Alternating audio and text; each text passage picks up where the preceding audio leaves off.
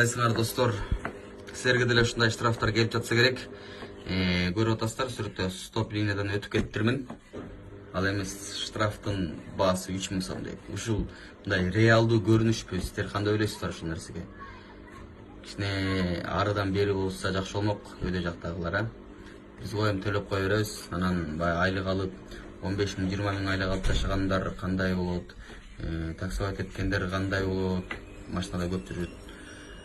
Анан штрафтар ушул баардыгы 3000 сомдон. Кичине ушул жакты карашса жакшы болмок, арыдан бери кылыпчы. Силердин оюңуздар кандай? Ушул нерсе туурабы өзү? 3000 сомдон кылып.